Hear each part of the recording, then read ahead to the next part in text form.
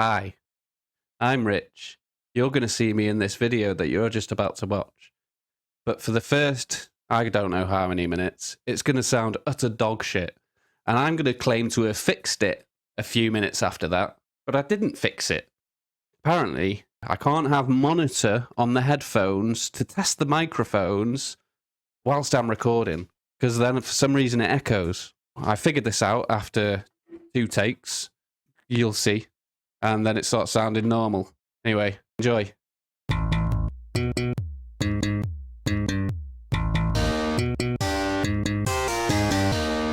Hi, right? I'm having it. Hi, welcome to the Tunes Review. I'm Richard Miles and this is Darryl Simpson. Hi. Is that what you usually say? Oh, no, it isn't. It's not okay. No, just say it. Hello there. There we go. Okay. I'm not sure how frequently this show is going to go, but hopefully it goes quite frequently. We're going to get together and we're going to review an album picked at random. This week's wasn't picked at random. It was I just suggested it. Yeah. But in future, it seemed like the right call at the time. Yeah. But in future, we've got a system that we'll be using, but we'll explain that at the end of the show. Yeah, we're going to play Spin the Bottle.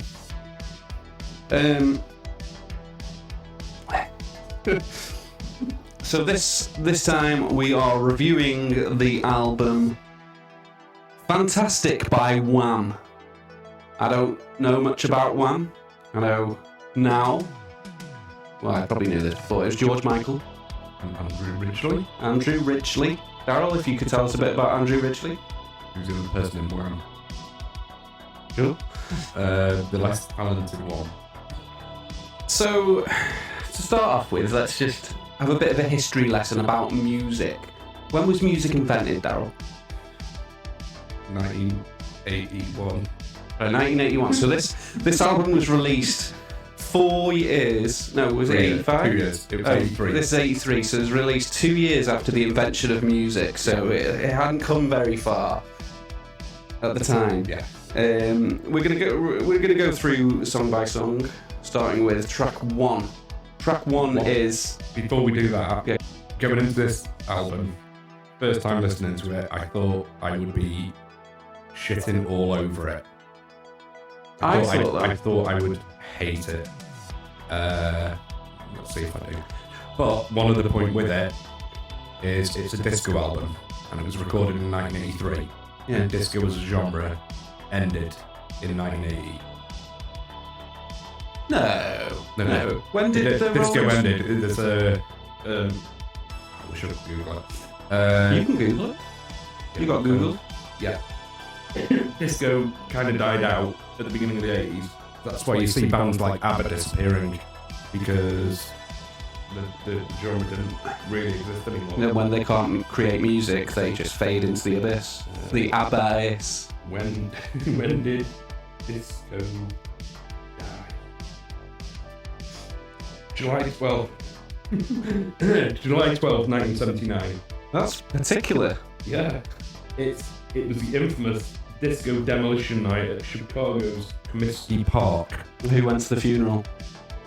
All disco people. Chic and Bee Gees. Rappers Delight would have been there. Bee Gees, ABBA, everyone. Right, and then what? Commodores for Machine Gun. What were the kids doing after that? If they weren't discoing? They got into punk and new wave. Oh, punk was a bit before, wasn't it? But new wave in the early 80s, that type of thing. Basically, Wham did a disco album 3 years after the genre had kind of flatlined. And was it or was it not a failure? Track 1, Bad Boys. When I first pressed play on this, Yeah. I thought, hey, all right, I like a bit of synth. Uh-huh. A little drum beat. Then they start singing. Yeah. About bad boys.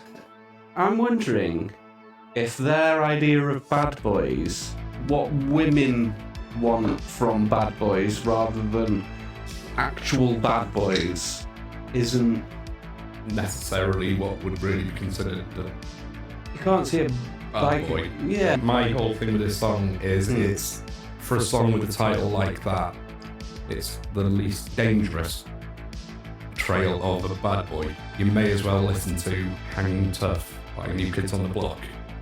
It's that level. What we learn about bad boys is that they stick together, and They're sad boys never. sad boys never, yes. They're always hanging out with other bad boys, They smoke cigarettes. and they don't cry. Yeah, they smoke cigarettes, definitely. Have a quick ganders. Bad Boys. I was coming up with a movie by Michael Bay. Bad Boys, Wham. Lyrics. I can't remember the lyrics. Okay. I can remember the choo choo. So it starts off with a woo woo. Dear mommy, dear daddy, you had plans for me, oh yeah, I was your only son. And long before this baby boy could count up to 3, you knew that what he would become. That sounds exactly like. So this child that is singing the song, I imagine it's George Michael, Yeah, definitely. that his mother and father knew that he was going to be a bad boy from before he could count to 3, so 1, 2. So when he was testing microphones, they could tell that he was going to be a bad boy. I think that sounds about right, yeah. Run along to school, no child of mine grows up a fool. Run along to school. So maybe his his idea of a bad boy is like an idiot. So his parents are like, go and learn something, you're a fucking idiot. That's a way of looking at something. You're acting like an idiot. Yeah, yeah. Later in the song, it tells the whole thing from the perspective of a woman, doesn't it? He sings from some very catchy song, but there's some hanging to Yeah, yeah, on the so- block instead. Link in the description. Really? Yeah, Is it a bad song? I'd say it's. So after one of the choruses, this is like, I think 2/3 into the song, goes, boys like you are bad through and through, still girls like me always seem to be with you. Oh no, it talks that bit, doesn't it? I'm not going to sing it again, no. We'll talk it again. We can't help but worry, you're in such a hurry, mixing with the wrong boys, playing with the wrong toys. Wonder what the wrong toys are in this. Easy girls and late nights, cigarettes and love bites. Why do you have to be so cruel? You're such a fool. Yeah, there we go. That's the point that... But you were saying originally. He's an idiot. Bad people Or idiots. are idiots. It's mixed message in the song, from as far as I can tell. I don't understand it. I like the song. I'll It's rate, catchy, yeah, I'll yeah. rate it a 3 out of 5. Oh, we're doing that. Yeah, same here. 3 out of 5. Yeah. On the level of what it is, like other bands and musicians, I would rate a 3 out of 5 being the Oh best yeah, song. yeah, as a Wham song. Yeah, it's a solid 3 out of 5. Maybe there are better Wham songs. Before we get on to track 2, I have to apologise because I didn't have the microphone set right. But anyway, it doesn't matter. Darryl has been doing some research and he's found about the specifics of how the disco died, Darryl. Okay, right. This is according to Wikipedia, so take it with a pinch of salt. The end of disco officially seems to be what was called Disco Demolition Night. And it was a Major League Baseball promotion on Thursday, July the 12th, 1979 at Comiskey Park in Chicago that ended in a riot. At the climax of the event, a crate filled with disco records was blown up on the field between games of the twilight doubleheader between the Chicago White Sox and the Detroit Tigers. That seems to be when disco ended. I don't understand why. They have The it. genre ended. Major League Baseball destroyed disco. That's it. Until Wham in 1983 with the album Fantastic. You got something else for us? No, that's it. So what's track 2? Because it A was Ray of Sunshine. Ray of Sunshine. So this song was like a ray of sunshine to me, in that it sort of made me squint a little bit, and it was unpleasant to look directly at. The song's bland as fuck. Yeah, Darryl? it is, and we're not really going to spend enough time talking. Right. But it did remind me, not of any particular song, but you know the bit, it's a bit... Yeah. That's the next mic, isn't it? No, wait, isn't that part of Michael Michael Jackson. It's literally Michael Jackson. Throughout the song, the influence is there. Pop and chorus, not George Michael. Maybe Bad Boys took influence from Michael Jackson as well. Probably all of the album did as well. The whole album. yeah. Yeah, I just want it to be Michael Jackson. Maybe Bad Boys. I think there's other artists that they are definitely emulating, but we'll come to that because they're on Future songs. Yeah, Right, so we're talking about the future. but I think we leave that song there and we move on to Track 3. Wham Rap. Oh, what? Oh, we're skipping a song. No, that is a very nice song. Is it? Oh, no, it's not Love Machine. Track 3, Love Machine. So I want to just tell you where I first heard this song.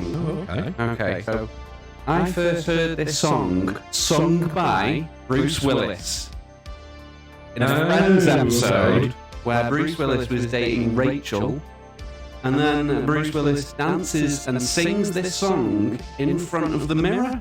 And it wasn't until years later where I heard the real version of this song and thought, this sounds a bit different to Bruce Willis's rendition. Not sure which one I prefer. And I have also done this song on karaoke. You want me to give you a fact about this song? Yes, please. This isn't a Wham song. Oh, what? This is a cover. Oh. The band called The Miracles. Motown band. Oh, is that one On the better? 70s. Is that Yeah. version better? Yes. Oh, is it? Link in the description. I'm going to listen to that one next. Yeah. It's a cover The Miracles, and I can't remember the other artist who is with them. Might be a member. It just on the Spotify listing, it says the song Miracles and then the name of the person. But yeah, basically they've literally just mimicked the original song, including the really deep bassy voice on part of it. That's on the original as well. So they've just copied a song, and That's usually what covers do. so it's nothing wrong with this. Yeah, exactly. Well, no, you add your own spin on it. That's what any good cover version should be. Is it should be unique to the band doing it. Otherwise, what do you end up with? Think of a band who can be decent, did the Blue album, and then did the covers album. Weezer's fucking Teal, the Teal album. Yeah, it's pointless. I mean, nothing wrong with it. They perform them all perfectly, But they try and emulate the artist rather than add their doing- own spin. Rather than going, hey, this is the Weezer version. Exactly. There's no Weezer version. They're literally just it's karaoke. Yeah. Like, it's professional karaoke. Could I please hear what a Darryl rendition of Love Machine would sound like? Just a love machine. Do it slow. Do it ballad or something. I don't know. Darling, but you. It's something like that. I can't remember the lyrics. But I've got another important point with the song. Okay? Yeah.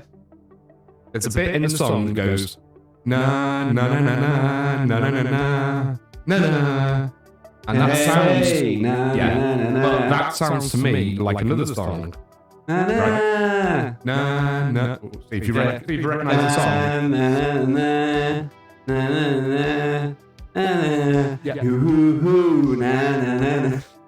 Yeah, that's this version. Na na na na na na na na na na na na na na. That's all that song reminded me of. Right. Was this other better song?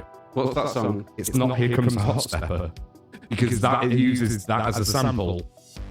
It's Wilson Pickett, Land of the Thousand Dances.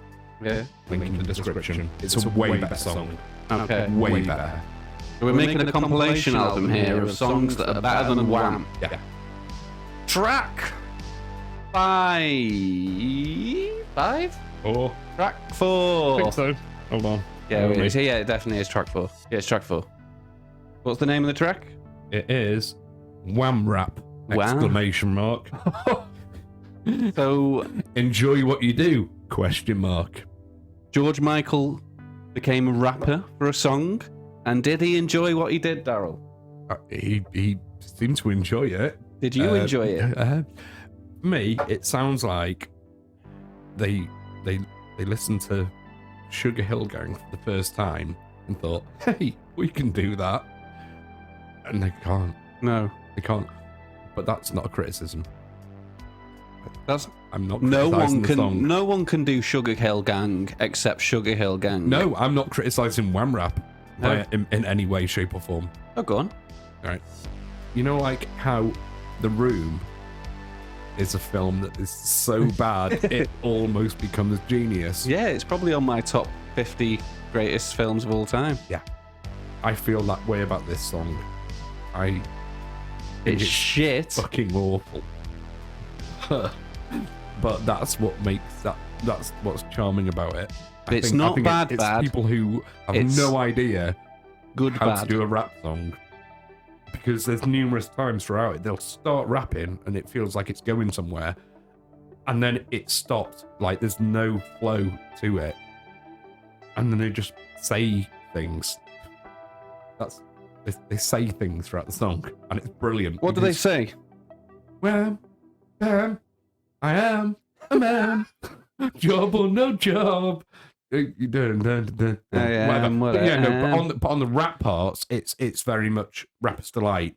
On the bits where they're rapping rather than singing, but it's crap. It's Hop, awful. a hippie to the hippie to the hopper that don't stop a drop over the back of the book of the picky, the dicky. You fucking got it.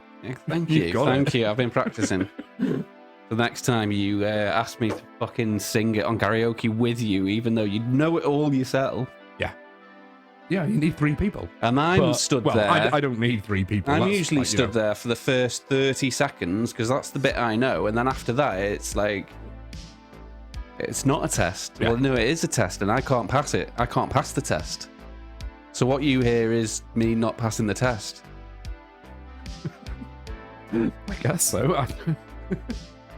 I'll just stick to Oh shit! Michael Jackson Earth Song. Earth Song. Yeah, definitely. That's my jam. You, when I'm in you the- nailed that. Like, Yeah. 100%.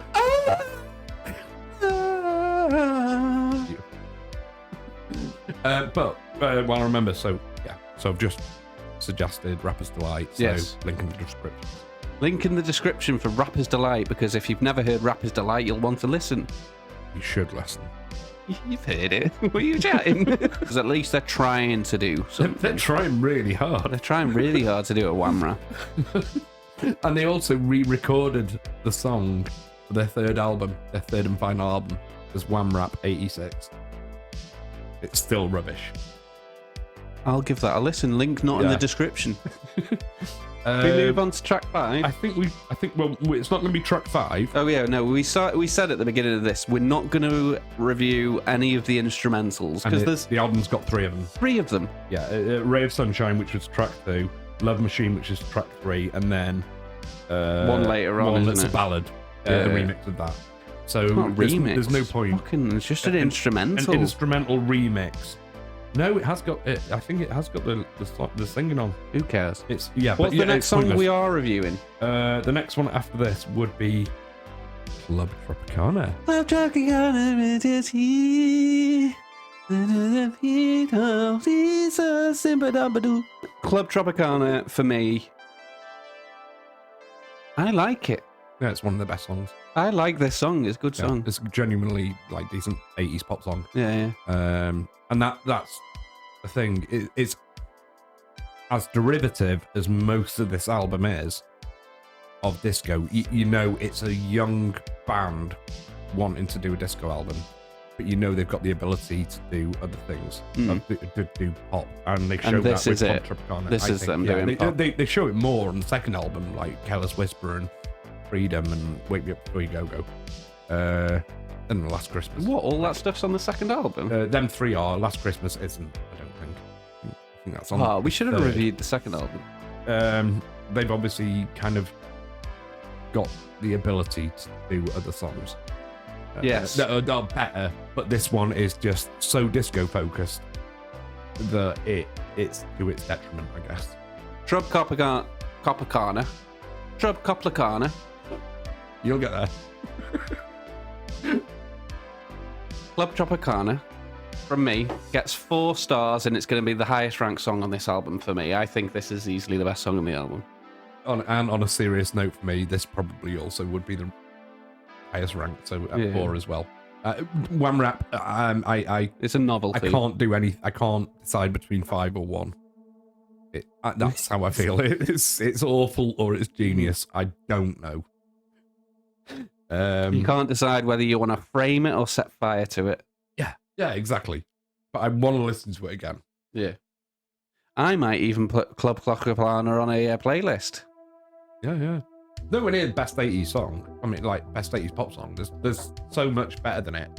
Take on me. Take on me. Take. I already know you can sing this properly until the high-pitched part.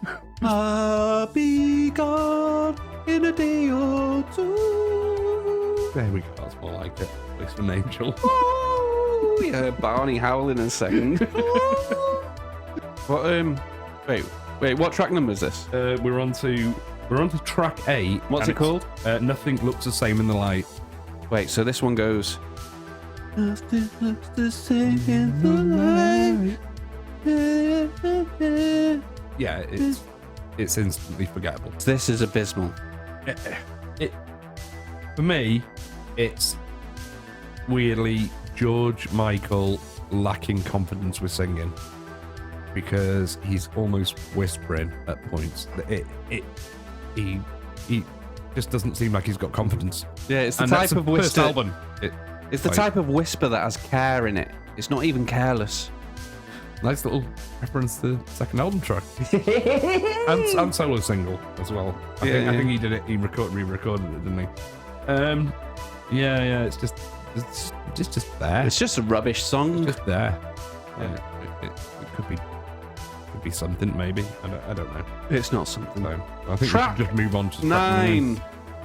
Come on.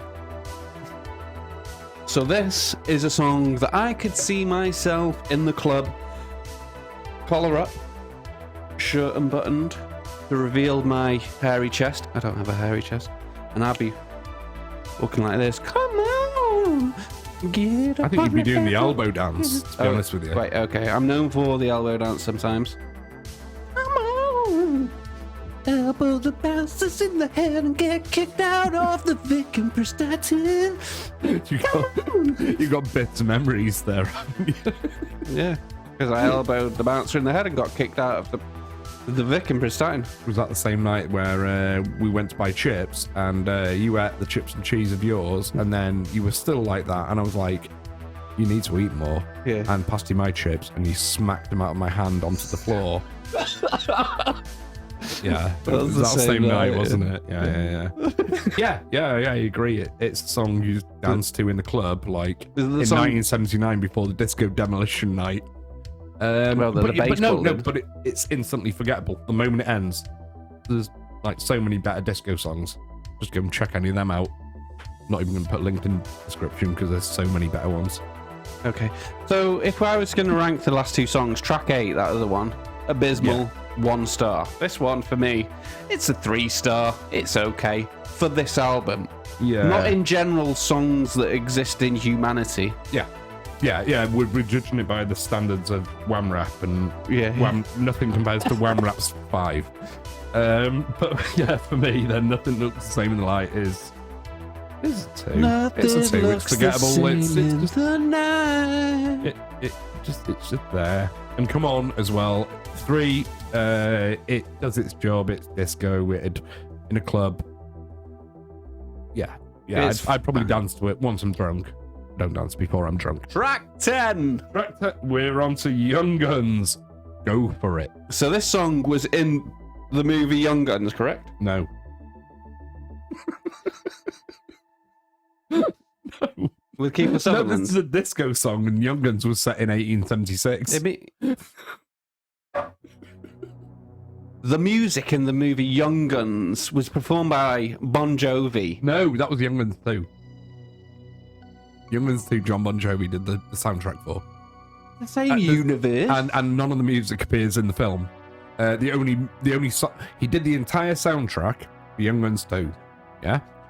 The only song that even is in the film is Blaze of Glory. That's on the end credits. How does that one go? The rest of it is I'm going down in a blaze of glory. Nice. Take me now, but know the truth. Yeah. But yeah, no, he did an entire album. We're doing an episode about fucking Wham. Why are we talking about John Bon Jovi? Anyway, right, we'll stick with this for a second because I like talking about it. I love Young Guns. He loves Bon Jovi. I don't love John Bon Jovi or Bon Jovi. No. What was my point? Yeah, he recorded an entire album, but only the main track was in the film. The rest of it was all inspired by, and it's rubbish, really rubbish. But yeah, no, this has got nothing to do with Young Guns. When I was a child, the John Bon Jovi song "Living on a Prayer," I always pictured in my head. I pictured in my head living on a prairie, and like it was just like there's some guy. He's living on a farm somewhere, and he wants to fucking sing about it. He's living on a prairie. You should do a cover version of it because it's adding your own spin on it. I sound like that fucking sausage roll cunt. Right, okay, anyway, yeah, Young Guns, go for it. I've forgotten what it sounds like. It's another disco song. But you had something to say, didn't you? Yeah, but I'm going to give it extra points because it's called Young Guns, which is the same name as a fucking awesome film from the 80s. Hey! And that would be another recommendation. There's no click link because it's probably not on YouTube, but just go and watch it. It's Young Guns. But it's weird as well. It probably is on YouTube. Yeah, it probably is. But it also does remind me of Young Guns, not only the title of the song, but because of the secret track that comes 10 seconds afterwards on a plinky plonk piano, yeah, is like some of the music that is used in Young Guns, which makes me wonder, did the film Young Guns, the writers of it, hear this song, go, what a cool title. Why did it come on after? Yeah, it's about 10 seconds after the song finishes. No, I'm asking if Young Guns... Oh, Young Guns was 1988. He's correct, it's 1988. Yeah, I know. I'm correct. I can confirm. I fucking love the film. Anyway, what are you rating this song? Just on the basis of it being called Young Guns. You're rating it a 3, 4? It's a 3. It's a 3 because quite simply, Club Tropicana is the 4 on this album. Yeah. And Wham Rap is ironically, in an ironic, not an ironic way. It's a 5, but it's not really a 5, it's a 1. Yeah. So it's just an album of it's there. For me, Young Guns, can't even remember what it sounds like, so I'm going to rank it a 2. Because I've forgotten. Fair. That's probably fair, I think. So, each week, we're going to review a different album. We've written some cards. Darryl, can you reach over and grab those cards? There's 8 cards, so there's 8 choices that we could be reviewing next week. But that isn't the plan for the future, though. But the plan for the future is that you, the viewer, can suggest what song gets added to the spin the bottle game we're about to play. So the songs that Wheel of Fortune. It's the Wheel of Next Tunes. Yeah. Because this show's called The Tunes Review. So it's the Wheel of Next Week's Tunes. Next Tunes. The albums that are going on are Tina Turner. You can't see it. Fucking hell, that's shiny as fuck, isn't it? Tina Turner, Private Dancer, James Blunt, Back to Bedlam, Britney Spears, Oops, I Did It Again, Sorry. Jonas Brothers, Happiness Begins, Vanilla Ice, Bipolar, Nickelback, All the Right Reasons, That one will be fun. Stormzy, Heavy in the Head, Public Enemy, Fear of a Black Planet. Okay. So one of these albums is going to be the album we review next time. But to do that, we've got to spiel the Wheel of Next Tunes. I would have, I know. I would have preferred it if you'd have. I wasn't sure what I was Edit supposed as to well. be doing. Like, that's why I started going. I forgot what it was called. Yeah, it's weird. Doesn't matter. I did a movement with you. So we're going to make a wheel in the future. But for now, we've got this. And I wish this was a Tropicana bottle. Because of the reference. Because of the references. But it's not. It's Sun Magic. We're not. Club Sun Magic. Yeah. Club Sun Magic is a minute. It's 400 milliliters of pure orange juice. Darryl, do you want to do the honours? Yeah, why not? This is the one. What are we doing next? Vanilla Ice. Oh, fucking awesome. Bipolar. I can't wait to hear new metal Vanilla Ice. New metal Vanilla Ice. So this isn't the Vanilla Ice you know. This isn't It's Ice, the same one, Ice but- Baby. No, this isn't that guy. This is the dreadlocked. This is Vanilla later Ice. on when he was bipolar. Yeah. Thank you for watching. Review the tunes. That's what it's called. I don't know, is it the tunes review? The tunes review. You need to get this title right, man.